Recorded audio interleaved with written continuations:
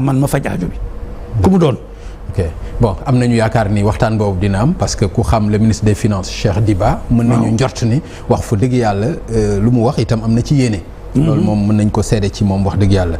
léegi ci day tax ñu am yaakaar bu baax ci li nga xam ni wax nga ko ci noonu dama bëgg ñu dugg tuuti ci wàllu politique parce que fii may wax ak yow ñi ngi ci le 11 ñi ngi dugg ci le 12 fii ak 0 heure ñu bari di njort ñu tas ci assemblée nationale. ndax bu ñu sukkandikoo ci xibaar yi ñu am conseil constitutionnel bi mu jotee avis wu bi mu joxee avis maanaam bi ko président demandé avis ci dissolution assemblée nationale njort nañu da ko ni mën nga ko def à partir du 12 yeneen yi ci rax nag maîtriser wuñ ko trop mais li nga xam ni leer na mooy loolu ci jamono jooju tey jii le 11 ci la assemblée nationale bureau bi woote woon déclaration de politique générale. ñu wax ni conférence des leaders conférence des présidents plutôt moo amoon sañ-sañu jàpp date bi jàpp nañu date bi ci diggante bi ci le président de la république dugal benn session extraordinaire bu ñu war a def mu am yu bari yu mu ci énuméré mu bokk ci déclaration de politique générale ci loolu itam xawoon na indi jiixi jaaxa ci mbir mi ba motion de censure jib ci wàll boobu bi motion de censure jibee ci gannaaw bi itam ñu dégg président de la république joxewaat beneen date muy le 13 muy ginnaaw suba ci déclaration de politique générale ban gis-gis nga am ci loolu nga xam ni moo am tey ci diggante exécutif bi ak législatif bi ci loo xam ni nekk na jafe-jafe boo xam ni kenn xamul fan la jëm ban xalaat nga am ci loolu. en fait dafa am ñaari constante ñaari yëf yoo xam ne. mooy ñaari point yi nga xam ne moo séq lépp li des ay variable la rek mën nay changer mais am na ñaari point yoo xam ne man ci sama gis-gis warul changer mënul changer ndax constitution bee tax benn bi mooy constitution bi nee na premier ministre bu ñu mënti fal da nga war a def sa déclaration de politique générale doo toog naan déwén ginnaaw déwén le 11 le 12 le 13 le 50 déedéet déclaration de politique générale bi le premier ministre Ousmane Sonko que mu am opposition bu ko ëpp doole parlement wala mu am parlement boo xam ne dooleem la il était tenu de le faire il y a quelques semaines du toog di xaar ba président de la République di bind na kaan demal defi ko ba koy def ci décret bu mu convoqué assemblée nationale prérogative am la moom président de la République fal na la premier ministre da nga war a wax ak assemblée nationale ngeen d'accord ne bés ndàngam ma ñëw def déclaration politique générale doo dàqanteex ñoom di nëbbunteex ñoom ba bésu tey bii kooku aw jaaduwul jekkul pour notre république quel que soit son programme le respect de l'institution et des institutions yi nga toog moom ngay jëkkee ëllëg boo koy changer nag nga changer ko dans des conditions normales mais la nga fi fekk da nga koy respecter ba changer ko c'est boo góorgóorloo di nga ko mën a changer ji donc principe boobu règlement intérieur bi ci variable yi la bokk. bi amoon jafe-jafe ñoo ko ci boole rek non xam nga. non xam nga plainte am na ci règlement intérieur boobu ñu ne dafa am falsification. te moo ko tere woon a dem moom ci DPG bi. pour ku nekk ak sa conception. pour man règlement intérieur changer aussi dara. dès lors que la constitution dit. ci article 55. c'est clair yoonu règlement intérieur nekku ci règlement intérieur arrangement interne la ci biir assemblée bi règlement intérieur ne s'occupe pas du gouvernement arrangement intérieur du fonctionnement de l'Assemblée nationale la l'article 55 de notre constitution dit après sa nomination bu ñu la nommé rek le premier ministre fait n'a même pas dit doit faire il dit fait c'est le présent de l'immédiat parce que premier ministre dañ ko nommé pour mu yor gouvernement pour mu wax ñu fu ñu jëmee yóbbu ñu fa l'esprit de la constitution mooy da nga koy def immédiatement wax ñu foo ñu jëmee ba tax ñu lay dénk réew mi yëpp loolu la tekki ça c'est du français faire sa déclaration mooy tu dois le faire dans l'immédiat sa déclaration de politique générale devant l'Assemblée donc mënoon ne règlement intérieur wax na ma lii wax na ma lële yaay wax ak assemblée bi assemblée bi jàppal le bés la conférence des présidents jàppal le bés nga ñëw on n'a pas besoin de règlement intérieur pour respecter une constitution mooy sama point de vue man j'ai défendu la constitution pour qu'il soit pas condamné ñëpp gis nañ ko Sénégal ma def ko et je continue à défendre la constitution et je le ferai aussi longtemps que je serai vivant bu ñu koy changer ñu changer constitution bi mais texte da nga koy respecter yoonu règlement intérieur bi newu ci pour man la constitution est ferme elle est claire da ngay bind assemblée bi ne ko dama bëgg a ñëw def sama déclaration wax leen ma kañ laay ñëw ñoom ñu seet na mu leen gënee ak na mu la gënee nga ñëw nu mu gën a gaawee nga def ko et puis déclaration bi lu muy wàññi entre parenthèses lu muy jariñ pour lan la man premier ministre fas naa yéene yokk nag yi nekk Sénégal yëpp si fukki at fas naa yéene xale boo xamee da ngay dem si géej gi dootoo dem ma fexe ba nga am liggéey mais loolu mooy déclaration de politique générale door sa yére bu jekk bu rafet làkk fa français yi gën a neex si français yi. jaay taar jaay xam-xam jaay xam-xam. gars yi jóge fa tam jaay seen taar ak seen xam-xam wax leen lu leen neex. ngay reetaan di sourire bu rafet ñoom bu ñu jeexalee nga jël say bagages leen au revoir monsieur le député jeexul. te boo paree bu la neexee ñu dissoudre assemblée nationale. mu jeex. dissoudre bi sax dañ ci ñëw après. ok ñu ngi si déclaration politique bi rek. d'accord du dëgg. nga def loolu yëpp ñu wax lu leen neex nga sañse ba jekk ñu sañse ba jekk ku nekk wax discours bu ko neex nga xaaxataay ak ñoom fóon fii fóon fële ña la gën a bañ nga fóon leen biisu leen génn jël say bagages ne tir déclaration bi jeex na boo demee doo def dara parce que tous les premiers ministres qui ont fait des déclarations de politique générale lu ñu fi bàyyi. wax ma si kenn rek lu ñu fi bàyyi. discours la rek ensuite maintenant beneen problème bi ñëw.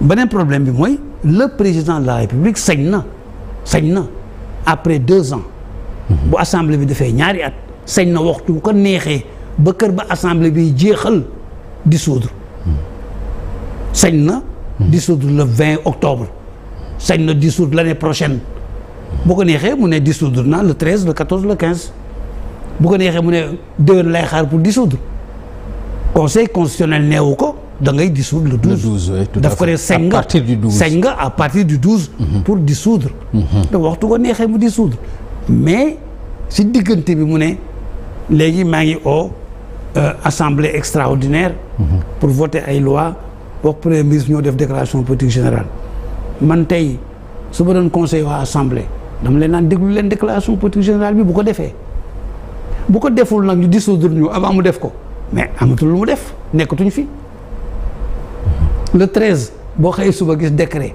ne dissoudre na assemblée nationale déclaration politique générale kañ amatu fi du dëgg mais boo gisul décret bu dissoudre assemblée nationale mais mu ñëw def déclaration de politique générale am bu fa jógee itam ñibbi si façon bi ma ko waxee mu dissoudre waxtu ko neexee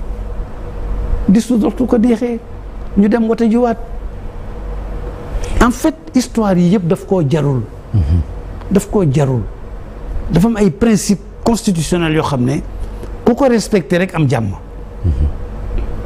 boo ko respecté kenn du la tudd ci mais boo ko teelul respecté nag sa noon nekk sa kanam sa noon boobu daf lay tam dëmm yow tam nga nooxóor ko ngeen di tamantey dëmm nooxóor sa kenn du si dëmm kenn du si nooxóor da ngeen merente. am na ay conséquences loolu. mais conséquences yi mooy dëkk baa ngi jaxasoo ku nekk ngi seet fu ñu jëm alors que assemblée dañ ko dissoudre rek mu tas ku nekk dem sa yoon ñu wote jiwaat loolu moo gën a yomb lépp te ay déclaration de politique générale amatul benn njëriñ parce que xam nañ ne président bi dafa fas yéene dissoudre wax na ko consulté na. le président de l'Assemblée nationale. Consulté na tam son premier ministre c'est évident. conseil des ministres démb waxuñu lu ci jëm. oui mais non mais il n'est pas tenu d'en parler au conseil des ministres. il n'est pas tenu. il est tenu de par la constitution de consulter pouvoir personnel am la moom président de la République c'est son pouvoir de président de la République de dissoudre l'Assemblée et c'est pas un acte dans le gouvernement parce que dafa am gouvernement fii am assemblée fii am président fii waxtu ba neexee ma dissoudre leen bu 2 ans yi passé mais nag balaa ma leen dissoudre dinaa si waxtaan ak président de l'Assemblée dinaa si waxtaan ak son premier ministre waxtaan laa wax de waxuma sax bind këyit mooy tontu këyit mooy consultation rien ne dit que c'est par écrit ça c'est du général de Gaulle ça constitution bi c'est du gaullisme ça ne veut pas dire que la consultation doit être écrite que dañ koy bind bu ko neexee nag mu bind ko mais bu ko neexee mu waxtaane ko au président de l'Assemblée nationale waxtaan ak moom waxtaan ak premier ministre xëy suba ne leen après avoir consulté le président de l'Assemblée c'est du ko weddi ne waxtaan ak moom après avoir consulté mon premier ministre c'est du weddi ne waxtaan ak moom je prononce la dissolution de l'Assemblée nationale. foofu lay yem. mais décision boobu bu ko jëlee dama dégg benn acteur politique bu ñuy wax Mansour Faye mu ne bu defee loolu parjure lay def moom président de la République ndax dafa jàpp datu le 13 ba ñëpp di ko xaar bu defee leneen def na parjure. parjure mooy lan nañ la wax tam luy parjure. est-ce que le crime ou le délit de parjure existe dans nos textes amu ci crime parjure délit parjure États-Unis la am amul suñu benn texte bu nu bind parjure d'un homme d'État parjure de quelqu'un muusantu politicien la ku nekk yaa ngi utiliser la loi muusantu ak moom c'est man sama wàllu bopp président de la République jéggi na loolu sut na muusantu si ay loi dëgg-dëgg. ndax ma ko war a sàmm. waaw ma ko war a sàmm. moo ko war a sàmm. la force de la constitution. c'est le gardien de la constitution. la force de la constitution moo si war a taxaw. warul seet li arrangé politique am li arrangé premier ministre am mu def ko nii ne ko d'autant plus que bu leen defaloon li nu bëgg du ko yàqal dara. c'est ça qui est important que premier ministre dem def déclaration politique générale il y a un mois. na ma nit wax lu mu ko mën a yàqal mais ña fa ne ñëpp xam na ne. mais motion de censure mën na ko caa fekk. non mën na ko ci fekk non.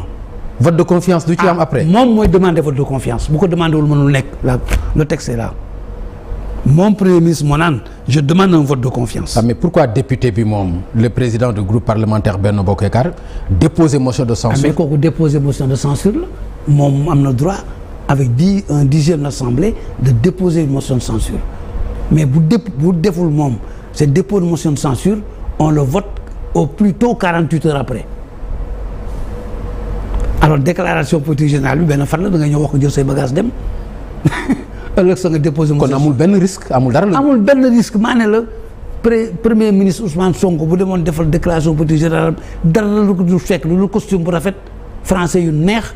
foo nante reetaan jël say bagage dem loolu donc si mën a fekk moom nag lay neex mu ne li ma leen wax bu leen doyul wote leen daaneel ma mooy vote de confiance bu ko posé wul boobu question du fa mën a nekk day jëli bagage sam dem yoonam ku ko bëgg a motion de censure nag sa ëllëg sa nga ñëw def say signature yëpp déposer motion de censure 48 heures après bu ñu nekkee en session parce que dafa am session ordinaire d'octobre au mois de juin am session extraordinaire bon on est en session ordinaire parce que on est octobre sax jotagul kon da ngay toog xaar ba octobre jot nga déposer sa motion de censure parce que session ordinaire bi ubbeegul moo tax le président Diomaye a convoqué une assemblée extraordinaire session extraordinaire pour 2 jours ñu wote li mu soxla mais sinon mais loolu aussi moo mayoon sañ-sañ conférence des présidents ñu mën a jàpp date li mu nekk section extraordinaire. waaw mais après ñu jàpp date. pour DPG laay wax quand même. non déclaration de politique générale bi en fait amul délai tellement parce que si le président de la République dit di wax safurla le premier ministre dit maa ngi ñëw def déclaration dañ koy jàppal bés 8 jours ou 13 jours mu ñëw def déclaration. D'accord. mais bu fekkee ne léegi président de la République. moo def fi décret ne man yebal naa ko. pour mu ñëw telle date def déclaration mais assemblée nationale bi doon xuloox moom parce que ñëwul dafa war a nangu ñëw boobu kañ. tout à fait loolu lañ def sax d'ailleurs. man doo xuloox man parce que ñëw ma ñëw toog ngay xuloox man parce que ñëw naa. kooku ça va de soi. donc léegi le 13 nañ ko déglu wax déclaration de politique générale le 13 ou le 12. d'accord après léegi président de la République buy dissoudre mu dissoudre assemblée nationale bi après. léegi bu dul parjure lan lay doon bu fekkoonte ni tey dem nañu ci beneen mbir boo xam ni président de la République dissoudre na assemblée nationale te déclaration de politique générale bi amul le 13. dara du fi am. non bu dul parjure lan lay doon laa. dara. d'accord dara amul am na sañ-sañ bi. am na sañ-sañ bi xoolal yebal naa premier ministre pour mu def déclaration politique générale. ou bien nga xaar ba mu def ko ba pare nga dissoudre. wala nga ne xaaruma mu def ko dissoudre na assemblée amatul mais amul benn délit ak benn crime bu nekk ci constitution bi bu ñu ko mën a toppee wala mën ko xasee dañ ko naan rek yaa ngi ñuy fooyee. olof lay làkk léegi yaa ngi may fooyee waroo ñu fooyee parce que ñu ñooy assemblée nationale mais comme que dissoudre nga ñu il peut y avoir une sanction politique. réew mi yëpp dinañ xam ne yow mii kilifa guy fooyee institution yi nga. c'est nag dissolution bi pour ñu wote waat député la est-ce que dañ la wotee li nga bëgg yow président bi la sanction politique existe contre les hommes politiques lu dëgg et donc sanction politique la loolu laaj bu amoon les adversaires l'utiliseront comme argument de campagne pour dire que kii ngeen fal mu nekk suñu kaw ñun ñëpp war ñu respecter suñu constitution respecté wu ko te xool leen na mu koy doxalee kii kat bu fi nekk te ay nitam am doole ci assemblée bi kat ay jaam la leen di yeewu mais kooku sanction politique la dans tous les pays du monde ça se passe comme ça il faut que les gens soient assez forts pour comprendre la constitution et faire respecter leur constitution. mais est-ce que du loolu lañ dund ak président Macky Sall ci mandat beeg. coow yeeg lu ko raw est-ce que du sanction politique boobu. mais moom moo tax ma ne lu ko raw parce que Macky Sall li mu def gën a garaaw lii li mu defoon moo gën a garaaw lii pour man xaar ba ñu jàpp lépp ba jàpp bisu élection ba xam ne wote ji rek a des campagne wote rek a des nga xëy suba ne assemblée nationale nee na élection yi du am daf ma fi bàyyiwaat fukki weer bon comme que assemblée nationale ko wax nag dama si tirer conséquence def naa décret quand même bu Macky Sall boobu moo gën a garaaw lii yëpp moo tax le peuple en a tiré les conséquences dëgg parce que andi noonu jaxasoo si dëkk bi boo xam ne kenn mënul woon nangu boobu comportement te loolu yëpp yëfu africain la vraiment je trouve que yëfu africain la ñun. yëfu africain loo ci bëgg a wax. ba dafa bëgg nguur ñun dañu bëgg nguur. nguur daf ñëpp doole. nguur daf ñëpp doole. vraiment daf ñëpp doole da ngay fàtte ne yow nit nga d'abord que nit dafay dee. te nit bu deewul tam day màgget ba mën a tul mais dans ce cas là nguur goo mënti yor boo màggetee bu mën a too yoratoo dara.